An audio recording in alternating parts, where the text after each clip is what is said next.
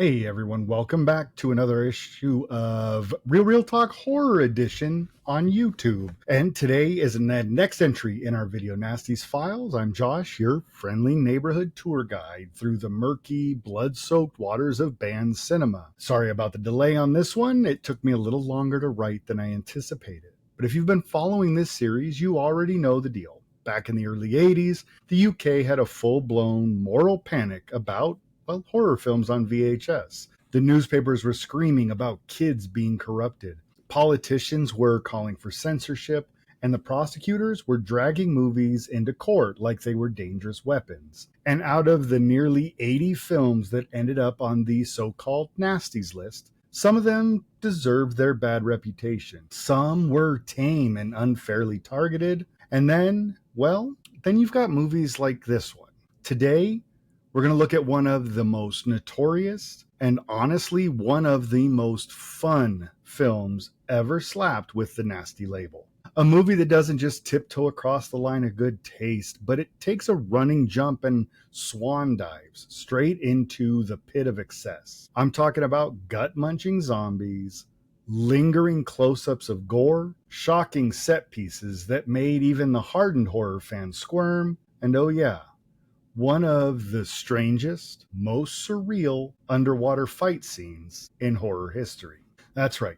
Today, I want to talk about Lucio Fulci's Zombi, known in the UK under its infamous title Zombie Flesh Eaters, also Zombie 2. Now, this film is more than just another zombie flick. This is a cornerstone of Italian horror, a movie that truly solidified Fulci's reputation as the Italian godfather of gore. A title that sits proudly on the shelf of every self-respecting gorehound. If George Romero gave us the zombies that were metaphor for consumerism in Dawn of the Dead, Fulci gave us zombies as these relentless, unstoppable, flesh-eating nightmares, rotting, dripping, crawling out of graves with worms wriggling in their eye sockets.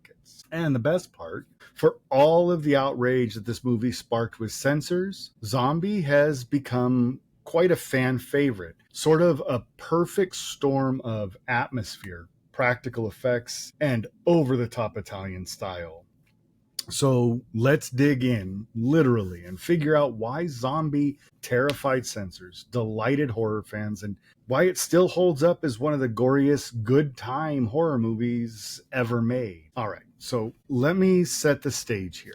Zombie was released in 1979, and we all know is directed by Lucio Fulci. Now, Fulci wasn't new to filmmaking. He'd actually been directing since the late 50s. But it was this film that really transformed him from just another Italian director into a true horror legend.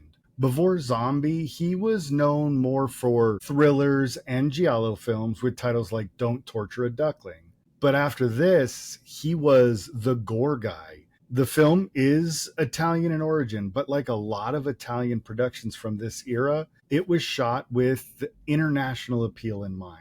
You had a mix of Italian crew, English-speaking actors, and locations that ranged from New York City to the Caribbean. And this hybrid approach gave it this strange, dreamlike quality. Part American-style zombie movie, part European art house nightmare. And the plot, without spoiling too much, is fairly straightforward. It starts in New York Harbor when this seemingly abandoned boat drifts in. The Coast Guard investigates, and, well, let's just say they get more than they bargained for. From there, a small group of characters, including journalist Peter West, played by Ian McCullough, and Ann Bowles, who's played by Tisa Farrow, they head to a remote Caribbean island, trying to figure out what's going on.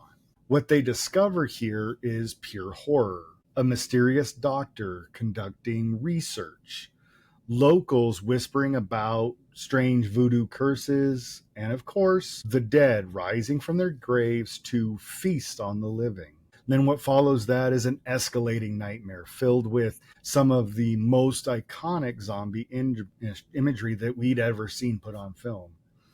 Unlike Romero's relatively fresh-looking ghouls, Fulci's zombies are truly rotting corpses. They're caked in dirt, covered in worms, and just oozing decay. They don't just stumble, they claw their way up from the earth in this slow, dreadful inevitability. But then this is where it starts to get kind of fascinating. In Italy, the film was marketed as the unofficial sequel to Romero's Dawn of the Dead.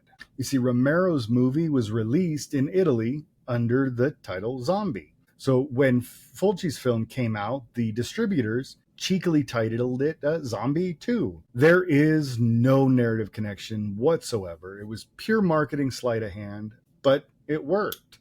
Audiences were hungry for more of that Romero-style zombie carnage, and they flocked to theaters to see it. But instead of sharp social commentary, what they got was this all-out splatterfest. And then there's the trivia. Because Zombie is infamous for not just one, but two scenes that have kind of burned themselves into horror history. The first is the shark fight. If you haven't seen it, you heard that right. A zombie fights a shark underwater with a real tiger shark and a stunt performer in zombie makeup wrestling with it.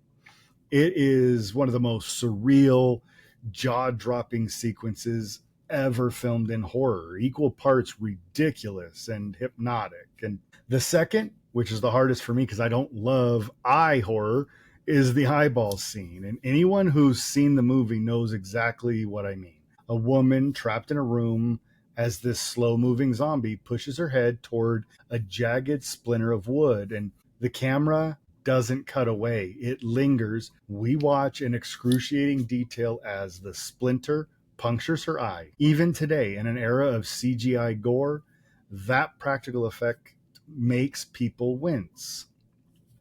It's these scenes, along with the relentless gut munching and intestine ripping, that really cemented Fulci as the Italian godfather of gore. Zombie wasn't just a movie. It was a gauntlet thrown down to the whole horror genre, saying, this is how far we can take it. And for better or worse, horror has kind of been chasing that line, where is it, ever since. Now, Zombie didn't just make waves because of the over-the-top gore. It earned a permanent spot in horror history when it landed on that UK's video nasty list in the 1980s. And here's a quick primer just in case you don't remember or you're new to the series. The video nasties were a collection of films that were either banned, prosecuted, or heavily censored under the UK's Obscene Publications Act. This was during a period of moral panic in the UK when violent media was being blamed for corrupting children and teens. Politicians, journalists, and moral crusaders, they were all convinced that the rise of home video could lead to this societal decay. And let me tell you, Zombie fit the panic narrative perfectly. But why exactly was Zombie targeted? And the short answer, it's simple. It's the extreme, relentless gore. Today, some of those scenes may come across as absurd or even funny, like the underwater shark sequence. But in the context of the early 80s UK, seeing a human being chewed up by a zombie-infested predator was enough to make the censors absolutely lose their mind. And the eyeball impalement scene is another reason, because like I said, it is one of the most talked about moments in the entire film. Seeing that wooden splinter puncture the woman's eye, that's the kind of imagery I think that made the British Board of Film Classification and law enforcement officials sit up straight. Because even seasoned horror fans at the time were shocked. And you couple that with intestines being torn out, heads being smashed, and zombies literally chomping on human flesh. And it's really easy to see why authorities all were labeling it abhorrent and morally corrupting. In the UK, Zombie was released as Zombie Flesh Eaters. It was seized, prosecuted, and banned. When it was eventually allowed to return to shelves many years later, it actually came in a heavily cut form, with many of the most notorious sequences trimmed or removed entirely. The British press of the era, they fanned these flames of outrage. Tabloids described it as disgusting, perverse, and a direct threat to societal morality. Some politicians even publicly condemned it, arguing that home video technology needed stricter regulation because kids could access this kind of content at the push of a button. And yet, here's the twist: all of this controversy only made the film more desirable. Horror fans, we love forbidden fruit, and bootleg VHS copies of zombie flesh eaters became highly coveted collector's items. There's a certain thrill to watching something that was banned, knowing that you're experiencing a piece of cinematic history that scared an entire country's authorities. In a way, the censorship itself helped cement the zombie's legendary status. It became a badge of honor among horror aficionados, proof that Fulci had created something truly transgressive and ultimately unforgettable. The moral panic around Zombie wasn't just about the content, it was about the cultural shift that horror was provoking. It challenged societal norms, it pushed boundaries of taste, and forced audiences to confront fear in a very physical, visceral kind of way. The film's legacy in this regard is profound. It's a reminder that horror doesn't just entertain, it provokes, shocks, sometimes enrages the establishment. And honestly, for me, that makes it so enduring. So what are my thoughts?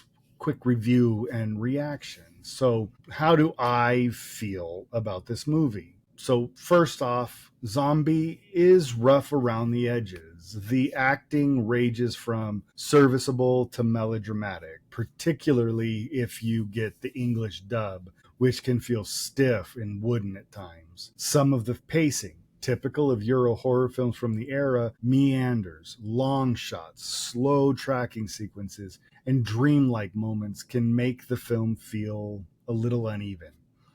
It's not for everyone, and if you're used to modern horror pacing, it might take some adjusting.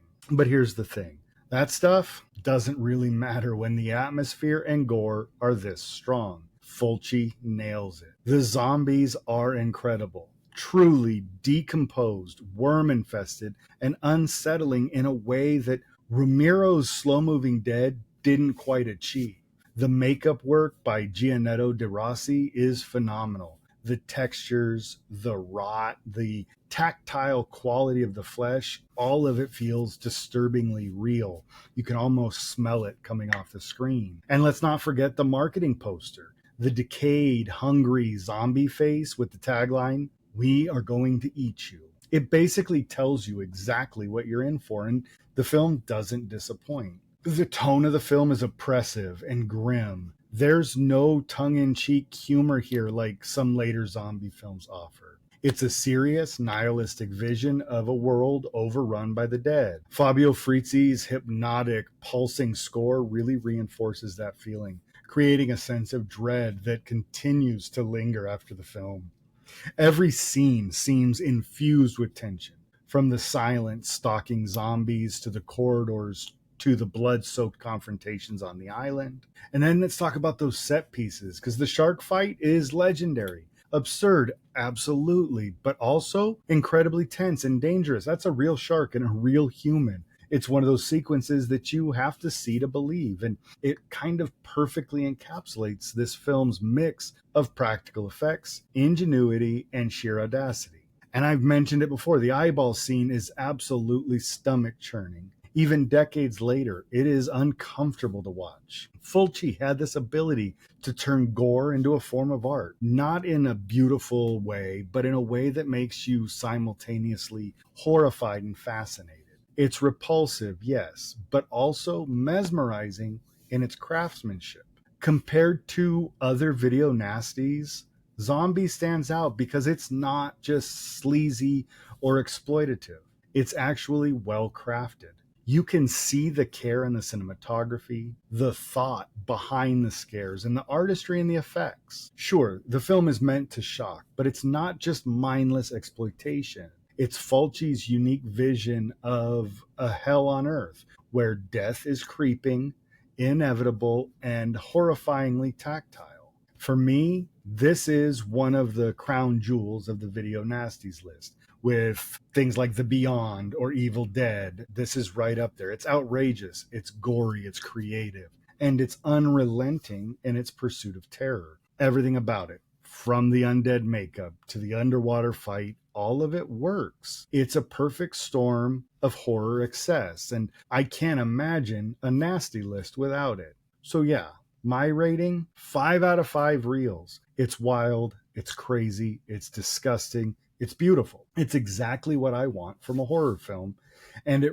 represents everything that made the Video Nasties so memorable. Shock, audacity, and unforgettable cinematic moments. Fulci wasn't just making a movie, he was making a statement, and Zombi is still screaming at us from the depths today. So real quick, I want to touch on the legacy and the modern availability of Zombi. Can you actually see Zombi uncut?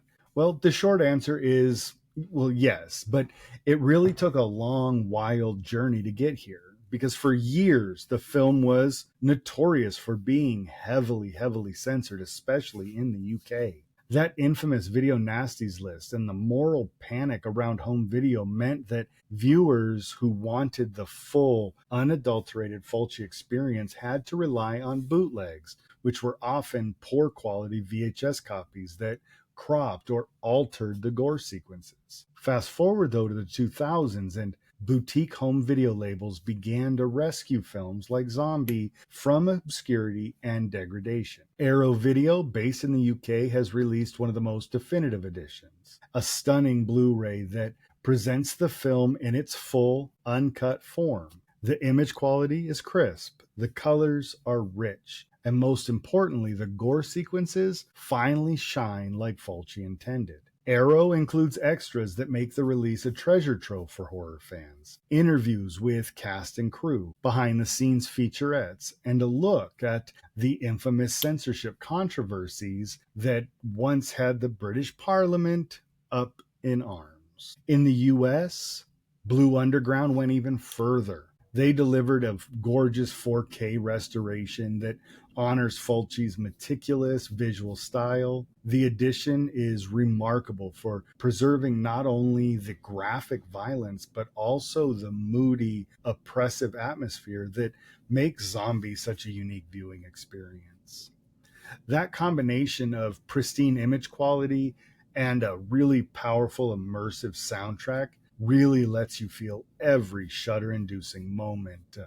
The creaking of decaying doors, the flopping of undead bodies, the chilling score by Fabio Frizzi. Watching it in this way is almost like stepping into those haunted sets themselves. Over time, critical and fan appreciation for Zombi has shifted dramatically. Initially, it was dismissed by some mainstream critics as gratuitous splatter, but now it's one of the most widely reappraised films and considered one of the best zombie films ever made, and arguably Lucio Fulci's masterpiece. Scholars and genre enthusiasts often point out that it's as much a psychological exploration of dread and isolation as it is a gore fest. Its narrative might be simple: a group of people trapped on a Caribbean island battling the undead. But Fulci's ability to make every moment tense, every scene saturated with foreboding, elevates it far beyond mere shock value. Influence-wise, Zombi's fingerprints are all over modern horror cinema. Films like Fulci's own The Beyond and City of the Living Dead build upon the visceral imagery and moody suspense perfected here. Contemporary directors have openly acknowledged the impact of this film. Quentin Tarantino has referenced its bold, unflinching approach to gore, while Eli Roth cites it as inspiration for his relentless splatter sequences in films like Hostel and Cabin Fever. Even beyond the zombie subgenre, Zombie set a precedent for blending atmosphere, practical effects, and these audacious set pieces, a blueprint many modern horror films still follow. So if you're considering watching it today, the takeaway is clear. Avoid the public domain or poor quality rips floating online. These versions almost always degrade the visual and audio impact, and they often cut essential scenes that define the movie's infamous reputation. If you want the real zombie experience, the shark fight, the eyeball impalement, and all of the creeping dread, stick to one of these boutique releases. Not only do they preserve Fulci's original vision, but they also provide context, interviews, and so many extras that really enrich the viewing experience. Watching Zombie this way is like seeing a horror legend fully restored, not just surviving in fragments or myth. And what's even more fascinating is how the film's reputation has shifted in popular culture. Once reviled as corrupting influence, is now celebrated at film festivals, featured in horror retrospectives, and studied in film courses on European horror. That transition from feared, banned artifact to celebrated cult classic is a testament to both the enduring power of Fulci's filmmaking and the changing attitudes towards horror as a form of art. In many ways, Zombie embodies that very spirit of the video nasties era.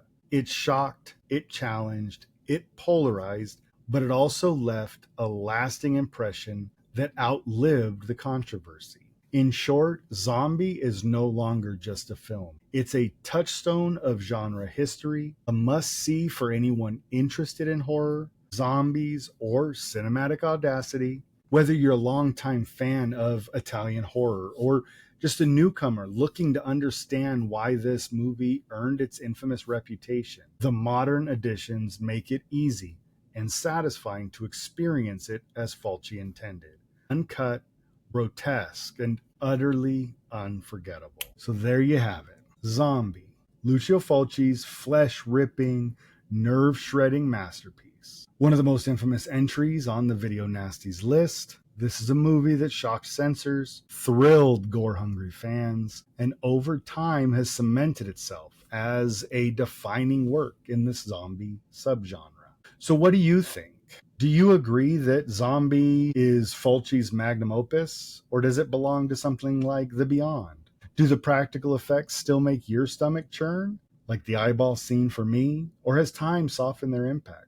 I'd love to hear your thoughts, so drop a comment below, share your favorite scene, your wildest reaction, or even which release you've watched. It's always awesome to see what fans are experiencing and how they're experiencing it decades later. And if you enjoyed this breakdown, do not forget to hit that like, subscribe, and ring that little bell. I've got more Video Nasty deep dives coming up, and trust me, you're not going to want to miss a single episode of RealRealTalk Horror Edition on YouTube.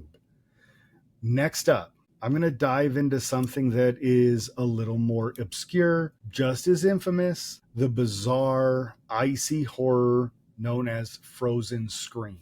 You've seen the hype, you've read the warnings, and yes, it's every bit as weird as it sounds. Consider this your fair warning. It's strange, it's campy, it's delightfully disturbing, and it fits perfectly in our Video Nasties Files series. Thank you so much for joining me today, for keeping the lights low and the snacks nearby, and your VHS players ready. Until next time, keep your stomach strong, your nerves steel, and your eyes, well, keep them safe from splinters. I'll see you on the next reel.